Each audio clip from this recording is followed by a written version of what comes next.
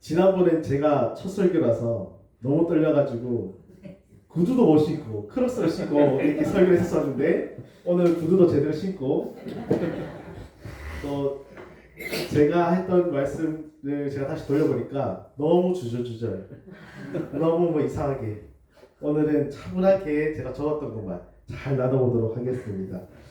복된 주일에 말씀을 듣기 오신 성도님들 모두 환영합니다. 식사는 맛있게 하셨습니까? 네.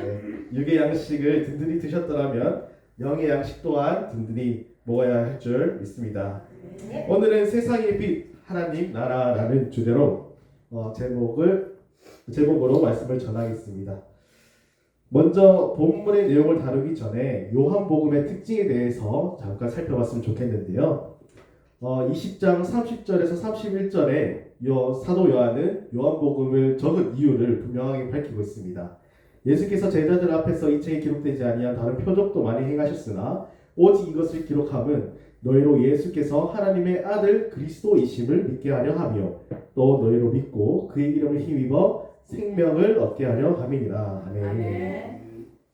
요한복음 20장 30절에서 31절에서는 사도 요한이 요한복음을 기록한 의도를 분명히 말하고 있는데요. 특별히 다른 공간복음에서 이야기하고 있는 이적 또는 기적이라는 단어를 사용하기보다는 이 이적 또는 기적이라는 단어를 통해서 예수님은 어떤 분일까요? 라고 메시지를 전하기보다는 요한복음에서는 표적이라는 단어를 사용해서 예수님은 하나님의 아들 그리스도이시다 라는 확실한 표현을 하고 있다는 것을 볼 수 있습니다. 다음과 같이 요한복음에서는 예수님의 7가지의 표적을 말하고 있는데요. 그 중에 보시듯이 저희가 살펴볼 부분은 6번의 맹인을 고치신 사건입니다. 오늘의 본문 말씀. 저자의 의도대로 예수님이 누구이신지 잘 알아보시면 좋을 것 같습니다. 또 말씀에서 저희에게 어떤 말씀을 하고 계신지 귀 기울여 보는 시간이 되길 소망합니다. 네. 먼저 본문에서 예수님과 제자들이 아닌 다른 한 인물이 등장합니다. 그는 바로 나면서부터 맹인된 자인데요. 1절에서 2절 말씀 같이 읽어보겠습니다. 시작. 예수께서 길을 가실 때 날때부터 맹인된 사람을 보시니라. 제자들이 이르되 나가되어 이 사람이 맹인으로 난 것이 누구의 죄로 인함이니까 자기니까 그의 부모니까. 아멘.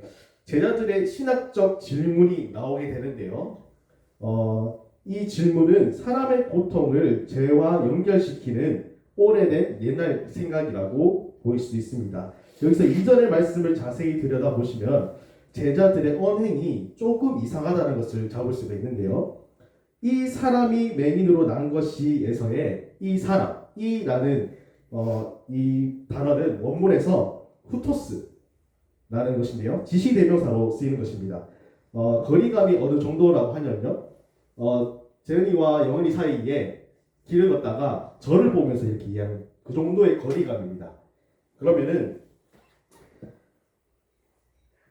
눈이 어두워서 구걸하고 있는 이 사람 앞에서 얘기하고 있는 이 제자들의 말이 이게 맞는 말일까요?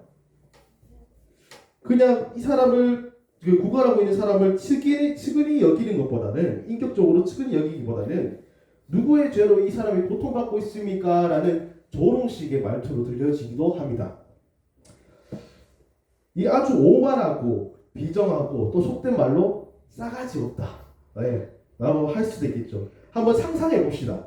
제가 목사님과 이렇게 길을 걷다가 제자들과 똑같은 말을 했다고 하면은 목사님은 아마 속으로 이렇게 생각할지도 모릅니다. 아, 내가 사람을 잘못 데려왔구나. 네, 라고 말입니다. 그러나 예수님은 제자들과 달리 맹인을 대하는 태도가 다르다는 걸 볼 수가 있는데요. 다음 구절을 보면은 제자들의 질문에 예수님은 이렇게 대답하고 계십니다. 예수께서 대답하시되 이 사람이나 그의 부모의 죄로 인한 것이 아니라 그에게서 하나님이 하시는 일을 나타내고자 하십니다. 아멘. 예수님은 제자들이 말하고 있는 죄인의 모습으로 그 맹인을 바라보고 있는 것이 아닌 하나님의 일을 나타내기 위한 모습으로 보고 계십니다. 여기서 한번 저와 성도님들은 자신의 모습을 한번 잘 살펴보시기를 소망합니다. 저는 이 말씀을 준비하면서요 마음이 너무 힘들었습니다. 오만했던 지난처의 모습들이 마구 떠오르더라고요. 조그마한 지식으로 남보다 우월하다는 생각으로 판단하고 정죄하기 바빴던 그런 부분들 말입니다. 성도님들은 저와 같은 실수를 하지 않으시기를 소망합니다. 이어서 계속해서 본문을 보면 예수님은 따뜻한 시선과 마음으로 사람을 움직이게 하고 변화되게 하셨습니다. 첫 번째로는 맹인을 움직이게 하셨고요. 두 번째로는 제자들도 움직이게 하셨습니다. 여기서 우리가 이 본문에서 이 3절을 보면서 깊게 묵상해야 할 포인트는 바로 이것입니다. 그것은 순종하게 하는 예수님의 시선과 마음이라는 것인데요. 많은 사람들이 맹인의 인생을 죄인 또는 제자들이 얘기했던 것처럼 저주받은 자라는 말을 서슴없이 했었을 것입니다. 그런 말을 들으면서 날이 가면 갈수록 자존감은 바닥을 뚫게 되고 병이 호전되었으면 좋겠다라는 희망조차 사라졌을지도 모르겠습니다. 그러나 예수님께서는 그의 인생을 긍정해 주셨습니다. 여러분이라면은 성도님들이라면 모두가 아니라고 하는 그 상황 가운데 누군가가 나의 인생을 긍정해주고 믿어주고 이끌어준다면 마음을 열 수밖에 없지 않겠습니까? 우리의 모습이 예수님과 같은 모습이 되기를 소망합니다. 사람의 마음을 열게 하는 것은 바로 예수님의 순종하게 하는 시선과 마음인 것입니다. 우리가 이러한 마음과 시선으로 사람들을 바라보고 행동하게 될 때 하나님께로 한 발자국 더 가까이 나가게 할 수 있지 않을까 싶습니다. 앞서 말씀드린 예수님의 시선으로 변화된 사람, 그 첫 번째로 맹인에 대해서 살펴보겠습니다. 11절에 보면요, 예수라 하는 그 사람이라고 표현하고 있습니다. 맹인된 사람이 예수라는 그 사람이라고 말하고 있는 것을 보면은 맹인은 예수님에 대해서 알지도 못했고 또 그 소문조차도 듣지도 못했던 것 같습니다.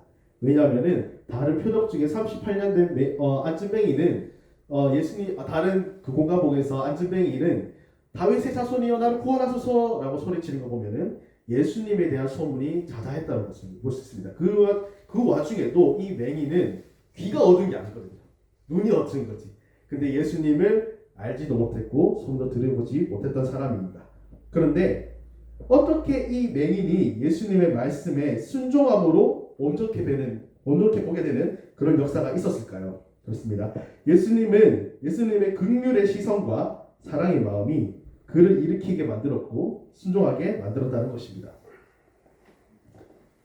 그리고 이 맹인의 이 예수라 하는 그 사람이에 대한 이 말에서 나중에는 바리새인들 앞에서는 예수님을 선지자라고 고백하고요.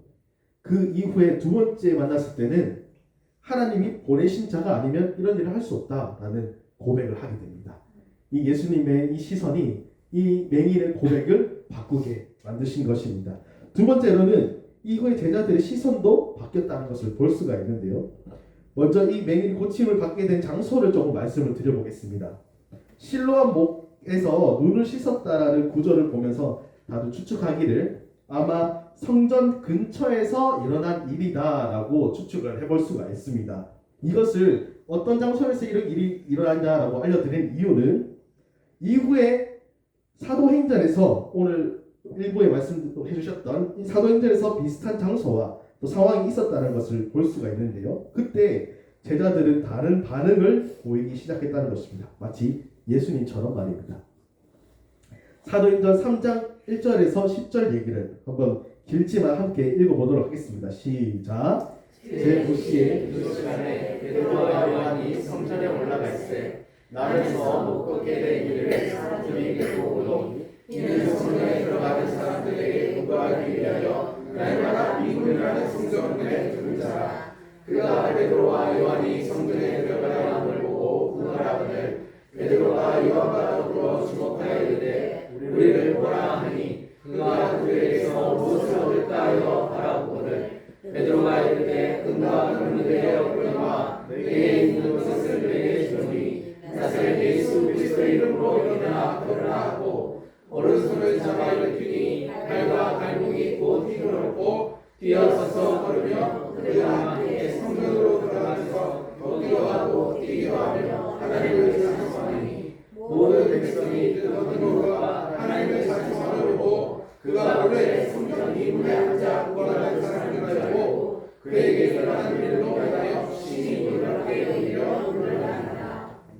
아멘. 보이십니까?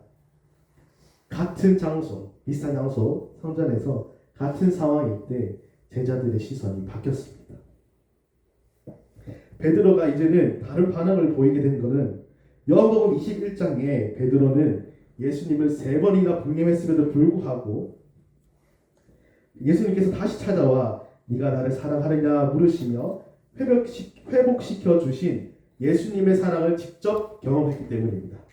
정죄를 받아야 할 자신을 사랑으로 용납하시고 용납하신 그 예수님을 만났기에 성전 미문에 앉은 뱅이를 볼 때에 이제는 죄인의 모습이 아닌 긍휼의 모습이 먼저 보이기 시작한 것입니다.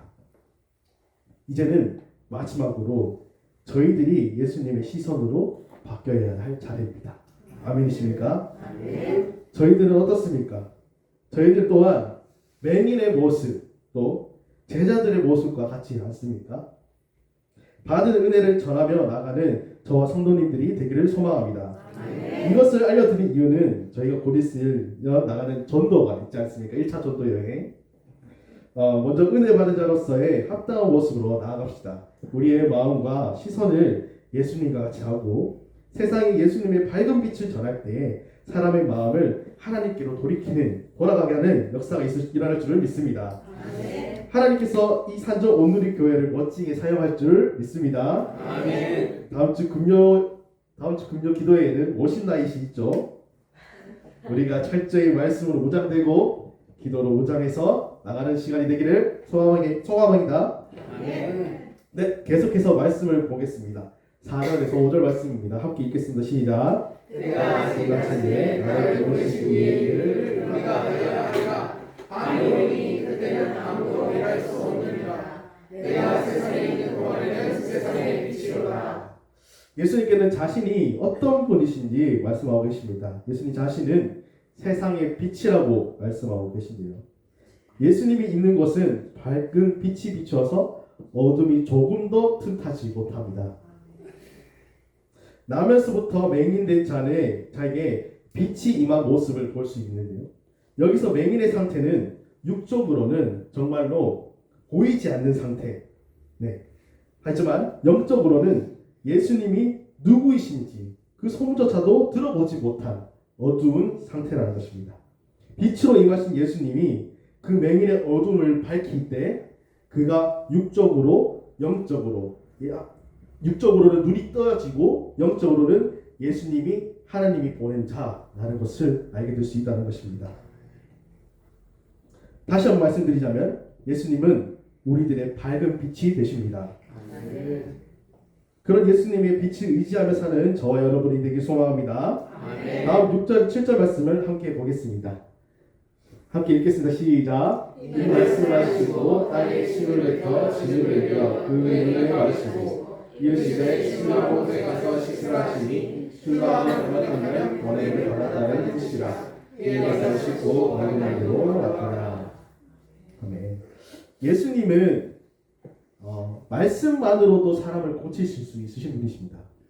혹은 예수님이 고치고자 하지 않으셔도 누군가 와서 예수님의 옷자락만 만져도 그의 병이 낫는 것을 볼 수가 있는데요. 근데 왜 땅에 침을 뱉어 진을 이겨 그의 눈에 바르셨을까? 이 행위에 대해서 우리는 한번 자세히 살펴보기를 소망합니다. 여기서 세 가지 의미를 찾아볼 수가 있습니다. 네, 첫 번째로는 가짜를 가라, 진품명품. 두 번째로는 재창조. 세 번째는 참 빛이신 예수님인데요. 첫 번째로 침을 뱉는 행위에 대해서 좀 얘기해 보겠습니다. 우리의 시선, 우리의 문화권에서는 침을 뱉는 행위가 그렇게 좋지만 않게 보이는데요. 그 당시 고대 근동과 유대 사회에서는 침을 뱉는 행위가 어떤 의미를 지니고 있었냐면은 무속 신앙적 의미를 가지고 있었습니다.